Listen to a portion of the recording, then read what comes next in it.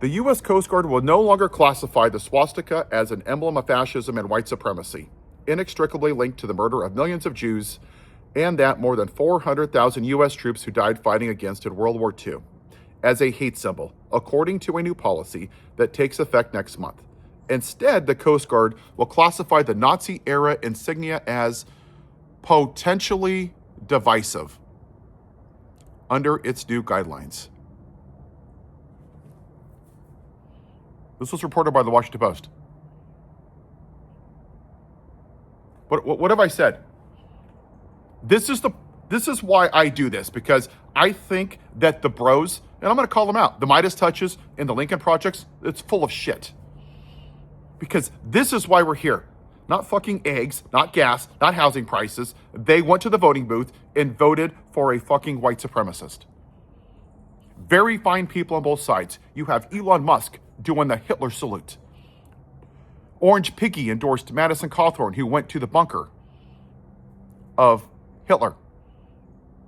Piggy didn't rent to black people. Piggy's a 34-count felon. Piggy went into 15-year-old girls' locker rooms.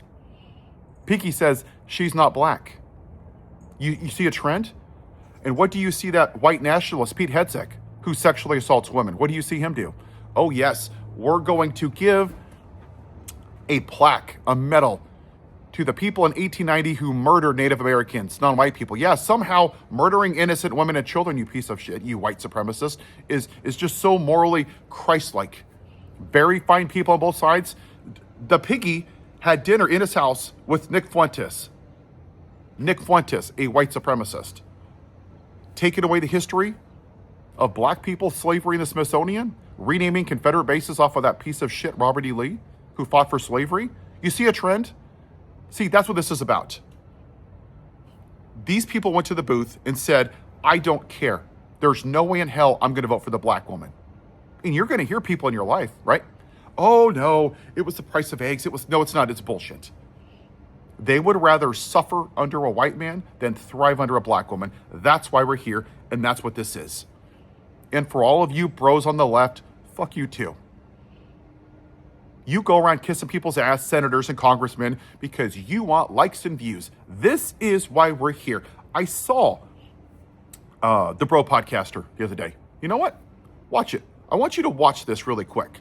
When Samoa Sanders tries this Pod Save America or whatever the fuck he's from, listen to him ignore what she's saying. It feels like to some people that look like me that the people within the party apparatus want folks to compromise on issues that for me are uncompromisable. When folks say that. And so, like, I do think that if the party is like, look, I think the answer is people need to run for the race that they're in. Okay, well, what does that mean? Does that mean because let's be very clear, Donald Trump and the Republicans, they aren't looking for a big tent.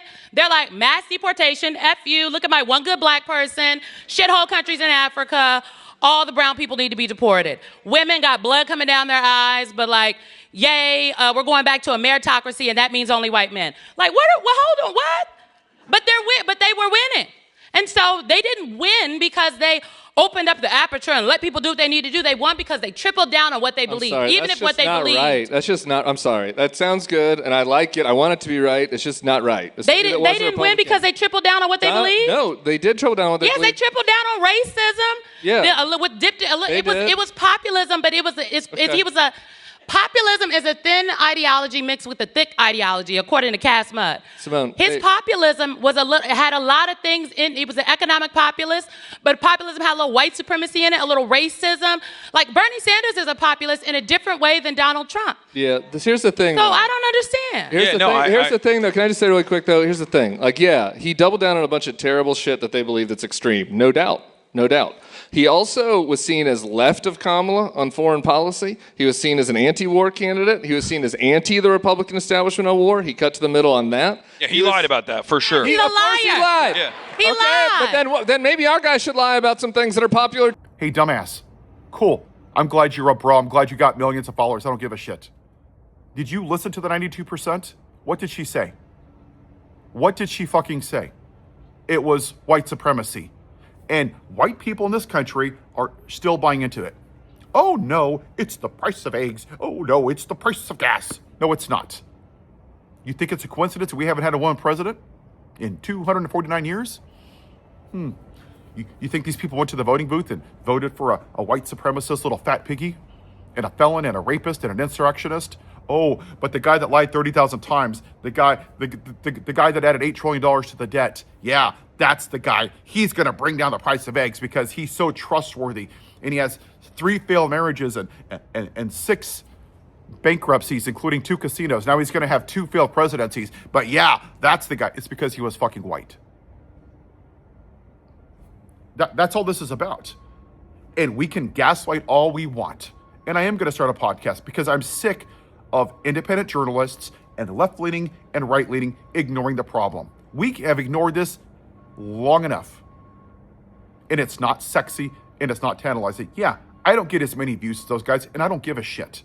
Because Martin Luther King said that a leader is not a searcher of consensus, they're a molder of consensus. I'm going to keep saying this until it gets through, until we actually deal with this. White supremacy and racism is why we're here. There is part of this country that couldn't stomach a black man in the White House instead of picking their fucking cotton in the fields. And they went back to the plantation owner. LBJ said it best. This country, and I'll paraphrase, will vote for the most morally bankrupt, incompetent, racist, misogynist, pedophile white man that's literally stealing your wallet over the most qualified black woman. And he was exactly right. That's what he's doing. He tore down the East Wing. He sent $40 billion to Argentina. Hey, have you seen his healthcare plan? No? Did Mexico pay for the wall? Seen his taxes? Have you seen the Epstein files? Have you got those $5,000 Doge checks? No? But hey, he told me something I wanted to hear. He told you that you were losing your white America. Make America white again. And until we grapple with that, we're never going to change. But I'll be damned if I have one fucking person follow me. I don't give a shit. This is why we're here. It is the only reason we're here. Have a good day.